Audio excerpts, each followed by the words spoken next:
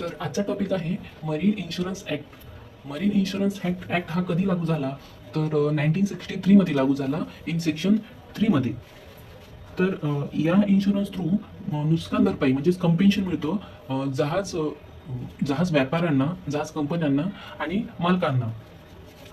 केव्हा मिळतं? जेव्हा समुद्र प्रवासामध्ये त्यांना काही धोक्यांचा सामना करावा लागतो, जसं की वादळ येणं, अकाळी पाऊस पडणं, जहाज डॅमेज होऊन बुडणं, किंवा दोन जहाजाची टक्कर होऊन एका जहाजाची डॅमेज होणं किंवा तेही बुडणं, किंवा इंजिनाच्या ऑइलची गळती होऊन ते जहाज बुडणं, किंवा माल वाहून जाणं, मालाचे नुकसान होऊन जाणं. या सगळ्या धोक्यापासून मरीन इन्शुरन्स ॲक्ट हा हेल्प करतो, त्यांना प्रोव्हाइड करतो त्यांची नुकसान भरपाई भरून काढण्यासाठी.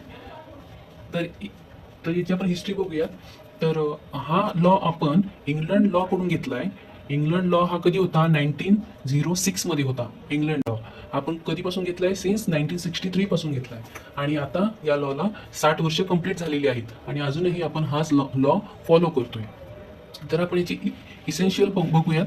इसेन्शियलमध्ये पहिला आहे इन्शुरेबल इंटरेस्ट, सेक्शन 7. ह्याच्यामध्ये असं सांगितलंय की जहाजाचे हार्मिंग किंवा डॅमेजिंग झालं, किंवा मालाचे हार्मिंग किंवा डॅमेजिंग झालं, तर त्याच्यामध्ये ओनरचा इंटरेस्ट असला पाहिजे. दुसरा आहे उमा बेराई माय फेदाई, उमा बेरी माय फिदाई, सेक्शन 19. ते म्हणजे काय? सेक्शन 19 म्हणजे गुड फेथ. गुड फेथ मध्ये असं सांगितलंय की बोथ पार्टीने एकमेकांना खरं फॅक्ट सांगितलं पाहिजे. विमाधारकाने विमा कंपनीला खरे फॅक्ट सांगितले पाहिजेत.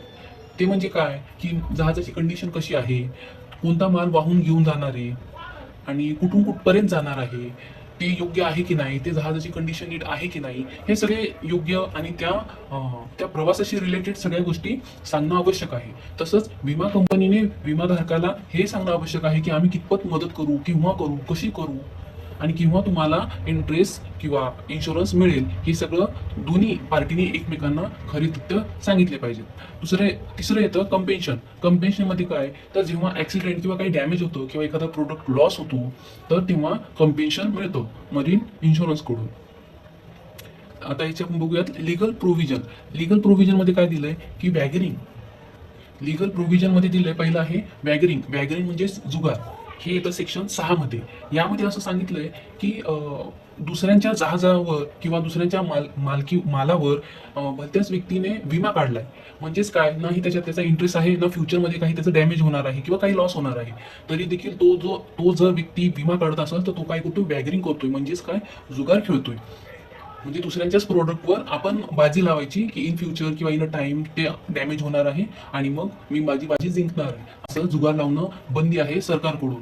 असंच दुसरा जुगार आहे की मालकच आपल्या जहाजाची कंडिशन चांगली नसताना देखील समुद्रामध्ये त्या जहाजाला उतरवतं विथ माल, आणि इन अ टाइम ते डॅमेज होऊन लॉस होतो, एक तर जहाजाचा नाही तर मालाचा, आणि त्या मोबदल्यात त्यांना विमा मिळतो. हेही एक प्रकारचे वॅगरिंग आहे आणि याला सरकार बंदी टाकतो आणि विमा कंपनी विमा देत नाही. दुसरं आहे मिसरिप्रेझेंटेशन. मिसरिप्रेझेंटेशन कशामध्ये येतं? सेक्शन 20 मध्ये येतं. यामध्ये असं सांगितलंय की मिसरिप्रेझेंट करणं, एखादी माहिती प्रोव्हाइड करायची सोडून दुसरेच काहीतरी सांगणं, दिशाभूल करणं, दुसऱ्याच गोष्टी सांगणं, त्यावेळेसही विमा कंपनी विमा देत नाही. तिसरा आहे सेक्शन 33 to 41.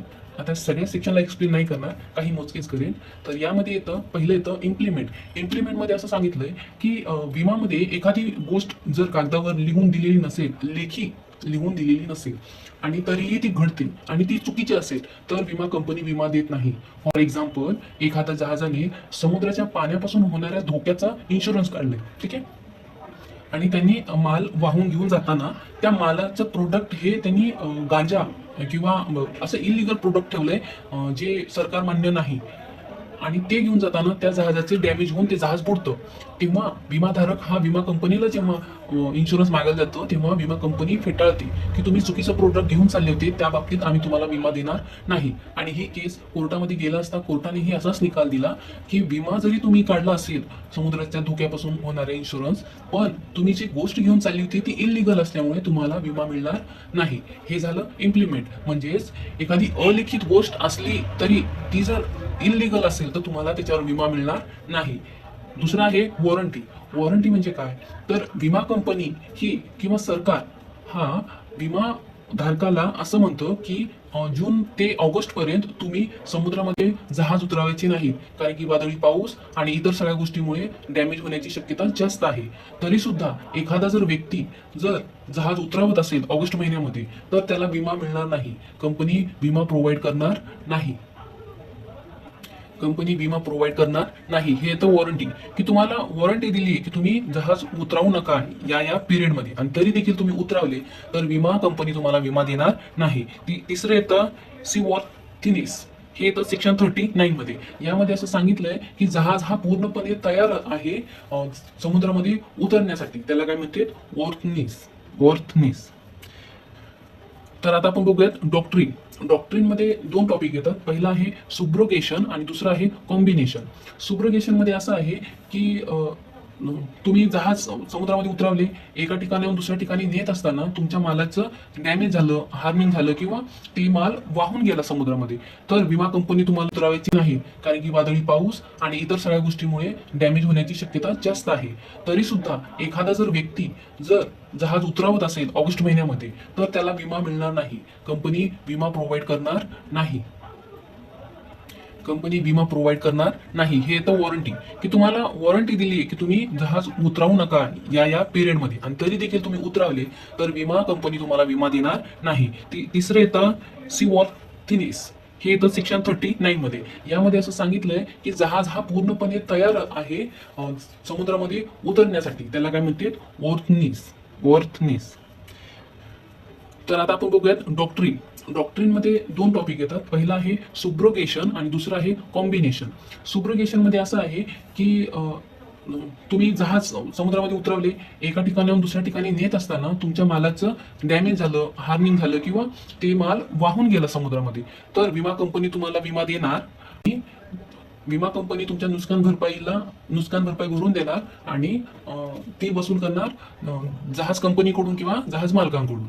दुसरं आहे कॉम्बिनेशन. कॉम्बिनेशन मध्ये असं सांगितलंय, समजा फॉर एक्झाम्पल तुम्ही मुंबई टू इंग्लंडचा एक प्रवास करणार आहे. समजा माल काही घेऊन चालले तुम्ही, लॅपटॉप वगैरे, आणि तुम्ही असं केलं की मुंबई टू इंग्लंडला जायला किती टाइम पिरियड लागतो, तर 2 महिन्याचा, आणि तुम्ही सेफ्टीसाठी 6 महिन्याचा इन्शुरन्स काढलं की टाइम लागला, काही वेळ झाला, कुठं काय प्रॉब्लेम आला, आम्ही थांबलो, अशा काही कारणास्तव तुम्ही 2 महिन्याचा न काढता 6 महिन्याचा काढला, आणि तुमचा जहाज विदिन अ टाइम म्हणजे 1 महिन्याच्या आतच तिथे पोहोचतो इंग्लंडला, तर उरलेले जे काही 5 महिने आहेत तर ते तुमचे नष्ट होत नाहीत, ते नाहीसे होत नाहीत की तुमचा जहाज मुंबई टू इंग्लंड पोहोचलं म्हणजे इन्शुरन्स संपलं, असं नाही. तर ते पूर्ण 6 महिने तुमचा तो विमा चालत राहील. हे येतं कॉम्बिनेशन मध्ये. पुढे आहे प्रिन्सिपल मध्ये येतं गुड फेथ, प्रॉक्झिमा, रिमोटिव्ह. गुड फेथ मध्ये हेच की तुम्ही एकमेकांना रिअल फॅक्ट सांगितले पाहिजेत, कोणतेही फॅक्ट्स लपवले नाही पाहिजेत, जहाजाची कंडिशन चांगली ठेवली पाहिजे, आणि तुम्ही चुकीच्या गोष्टीवर इन्शुरन्स लावू नये, वॅगरिंग करू नये. हे येतं गुड फेथ मध्ये. दुसरा मुद्दा आहे प्रॉक्झिमा म्हणजे जवळचे कारण, कम्पेन्सेशनसाठी जवळचे कारण. फॉर एक्झाम्पल तुम्ही काढलंय समुद्राच्या लाटांमुळे किंवा समुद्राच्या नवीन होणारे डॅमेज, व तुम्ही इन्शुरन्स काढलं, आणि जेव्हा जहाज समुद्रामध्ये मधोमध पोचलं असता, मध्ये पोचलं असता, तुमच्या जहाजाला छिद्र असेल आणि त्या छिद्रातनं समुद्राचं पाणी आत आलं आणि तुमच्या मालाचं डॅमेज झालं, तर कारण काय आहे की समुद्राचं पाणी, मग तुम्हाला इन्शुरन्सचा लाभ होईल. आणि तिसरं आहे रेमोटे म्हणजे दूरचं कारण. फॉर एक्झाम्पल तुम्ही जर तुमच्या जहाजामध्ये साखर वाहून घेऊन जाताय आणि त्या जहाजामध्ये उंदरं देखील अवेलेबल आहेत, आणि त्या उंदरांनी जहाजांना उतरून होल केलं आणि त्या होलातनं समुद्राचं पाणी आलं, आणि इन्शुरन्स आहे समुद्राच्या पाण्यामुळे होणारी धोक्यामुळेचा इन्शुरन्स. तर समुद्राचं पाणी आत आलं आणि त्यांनी ती साखर वितळवली किंवा वाहून घेऊन गेली, तर विमा कंपनी तुम्हाला इन्शुरन्स द्यायला फेटाळत, कारण की दूरचं कारण आहे हे काय, समुद्राचं पाणी. जवळचं कारण काय, उंदरांनी जहाज कचरवलं तेव्हा पाणी आत आलं ना, तर कारण काय, उंदीर आहे. आणि समुद्राचं पाणी तर हे नंतरची गोष्ट आहे. तर जवळच्या कारणाला घेऊन रेमोटेमधून विमा कंपनी ही तुमचा इन्शुरन्स फेटाळेल. आपण मरीन इन्शुरन्सची केस बघूयात. तर मरीन इन्शुरन्सची केस आहे केझारी लाल. तर याच्यामध्ये असं केस आहे की केझारी लाल हा मुंबई टू इंग्लंडला साखर घेऊन जात होता, साखरचा माल. त्यांनी इन्शुरन्स काढलं होतं समुद्राच्या पाण्याचं, की समुद्राच्या पाण्याचा धोका. पण त्यांच्या जहाजमध्ये उंदरं असतात आणि त्यांनी समुद्रामध्ये गेला असता जहाजाला छिद्र पाडलं आणि त्या छिद्रातनं पाणी आलं, त्यामुळे साखर वितळली गेली आणि वाहूनही गेली. तेव्हा विमा कंपनीने विमा देण्यास नकार दिला. तर कोर्टाने असा निकाल दिला की भले उंदरांनी जरी जहाज उतरले पण त्यांनी साखरेला नुकसान नाही केलं. साखरेला नुकसान झालं हे समुद्राच्या पाण्यामुळेच, आणि विमा हा समुद्राच्या पाण्याचाच आहे, त्यामुळे विमा कंपनीने विमाधारकाला विमा द्यावा असा कोर्टाने निकाल आला. तर मरीन इन्शुरन्स मध्ये अमेंडमेंट झाली होती सेक्शन 6 मधून 2. आपण मरीन इन्शुरन्सचे प्रकार बघूयात की किती प्रकार आहेत मरीन इन्शुरन्सचे. पहिला आहे हल.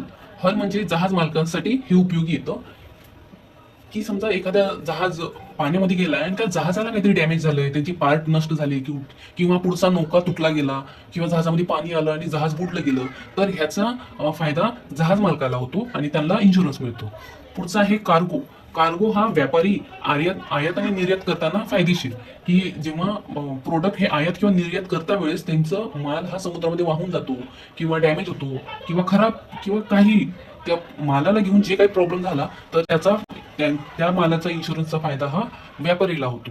तिसरा आहे फ्रेट. फ्रेट हा इन्शुरन्स जहाज कंपनीला फायदेशीर ठरतो. ते कसं की समजा जहाज कंपनीने भाड्याने जहाज प्रोव्हाइड केलेत आणि ते माल वेळेवर पोहोचलाच नाही किंवा जहाज मध्येच बुडून गेलं, तर मालकी हक्क जहाज कंपनीचा होता ना, तर फायदा जहाज कंपनीला होतो. चौथा आहे लायबिलिटी म्हणजेच जबाबदारी. जेव्हा एक जहाज दुसऱ्या जहाजाला टक्कर देतो तर त्या दुसऱ्या जहाजाला झालेलं डॅमेज किंवा त्यांचं ते इंजिन गळतीने झालेलं समुद्राचं डॅमेज किंवा ते जहाज बुडलं तर ह्याची लायबिलिटी हे विमा कंपनी घेतं आणि विमा कंपनी थर्ड पार्टीला विमा देतं. तर मरीन इन्शुरन्सचे पॉलिसी आहेत वेळेनुसार. पहिली आहे वॉयेज, हे विशिष्ट प्रवासासाठी आहे, आणि दुसरं आहे टाइम.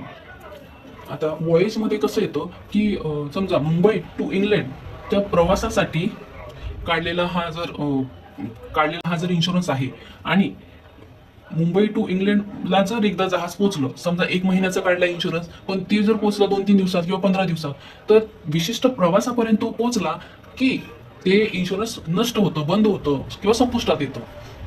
आणि टाइम मध्ये असं आहे की तुम्ही समजा 1 वर्षाचं काढलंय इन्शुरन्स, तर तुम्ही 1 महिन्यात पोहोचले काय 6 महिन्यात पोहोचले काय, तुमचं 1 वर्ष कंप्लीट होईपर्यंत तो इन्शुरन्स चालू राहील. तर ही पूर्ण माहिती आहे मरीन इन्शुरन्स ऍक्ट 1963. तुम्हाला कशी वाटली मला कमेंट बॉक्समध्ये नक्की कळवा. काही चुकलं असेल तेही मला सांगा. थँक्यू.